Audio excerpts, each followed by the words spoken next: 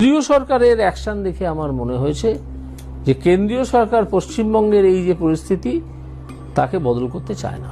কেন্দ্রীয় সরকার যদি সেই পরিস্থিতি বদল করতে না চায় তাহলে সে বদল হবে না।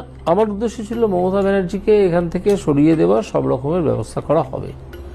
সে উদ্দেশ্যের ধারে কাছে আজ পর্যন্ত আমি গিয়ে উঠতে পারিনি এবং তার দায় মূলত কেন্দ্রীয় সরকার। হিন্দি বলয় থেকে এখানে পশ্চিমবঙ্গের নেতা এসে এসব ভোট করানো যাবে না।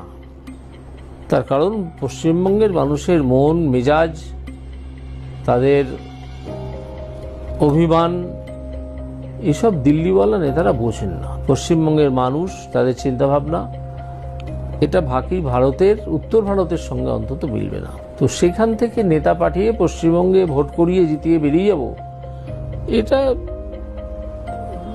একটা অবাস্তব চিন্তাভাবনা।